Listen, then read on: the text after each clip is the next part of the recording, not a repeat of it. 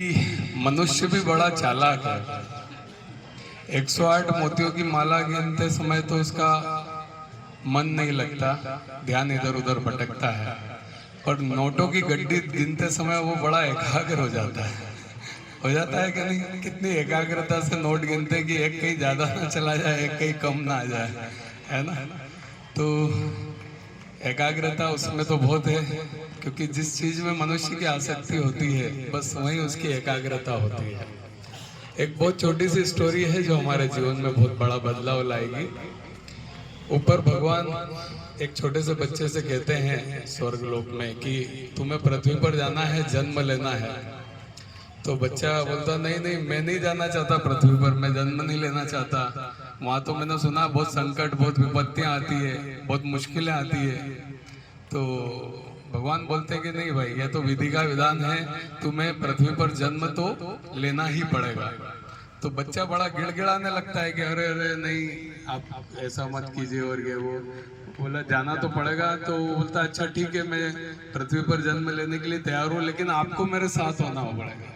तो बोले मैं तो हर पल हर वक्त तुम्हारे साथ ही रहूंगा। बोला अच्छा। बोले पर मैंने तो सुना है कि नीचे प्रभु दिखते ही नहीं है, मिलते ही नहीं है किसी को।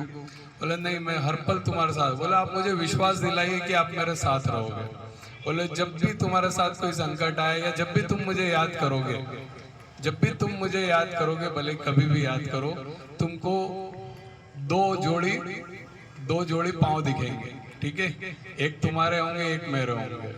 तो बस जब भी तुम विचार करोगे, आंखें बंद करोगे, तुम्हें दो जोड़ी पांव दिखेंगे, ठीक है साहब? बच्चा बोलता हुआ चलो इतना तो बता दिया प्रभु ने कि वो मेरे साथ रहेंगे, मुझे दिखेंगे।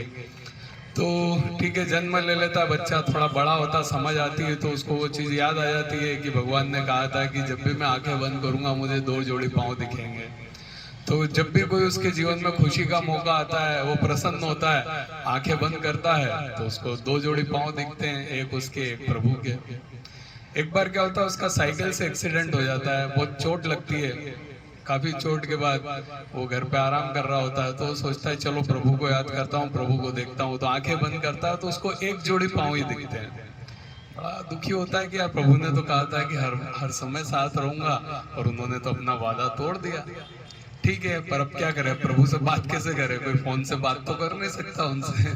तो ठीक है, अब फिर ऐसे लाइफ में कई बार हुआ उसके साथ कि जब भी आनंद का कोई क्षण होता है, सुख का कोई पल होता है और वो प्रभु को याद करता है, तो उसको दो जोड़ी पांव दिखते हैं। और जब भी कोई उसको मतलब दुख होता है या कोई आघात पहुंचता है, कोई चोट पहुंचती है और भगवान को याद करता है, कोई संकट में होता है और भगवान को याद करता है, तो उसको एक जोड़ी पांव ही दिखते हैं।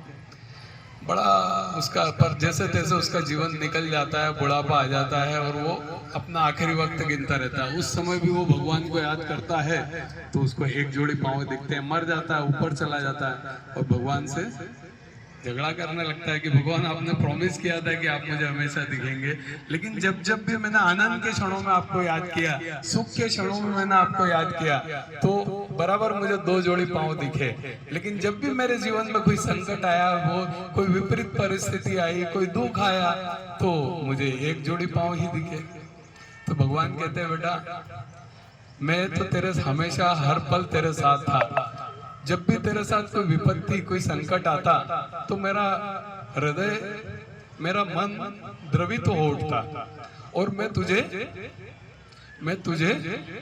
अपनी गोद में उठा लेता। और इस कारण तुझे एक ही जोड़ी पांव दिखते, और वो एक जोड़ी पांव भी मेरे ही होते, तेरे नहीं होते, क्योंकि तू तो मेरी गोद में होता है। और जब भी तू प्रसन्न होता है तो मैं सोचता हूँ इसको चलने दो, आगे चलने दो, इस प्रसन्नता के मार्ग पे चलने दो, इसलिए तुझे प्रसन्नता के क्षण में दो जोड़ी पांव दिखते थे। तो ऐसा भी नजरिया, ऐसी भी सोच होती है। जीवन में कई बार हमारे साथ बड़े बड़े संकट आते हैं, लेकिन अगर हमारी प्रभु के ऊपर आस्था और विश्वास होता है तो वो बहुत छोटे रूप में टल जाते हैं। लेकिन हमें ये पता ही नहीं लगता कि वो इतना बड़ा संकट था और छोटा होकर टला है, क्योंकि प्रभु हमारे साथ है। तो ये छोटी छोटी बातें हैं जो हमारे जीवन में बदलाव लाती हैं। प्रभु पे आप विश्वास रखिए, आस्था रखिए, तो आपके भी जीवन के संकट बहुत छोटे छोटे होके निकल जाएंगे। सभी को बहुत बहुत धन्यवाद।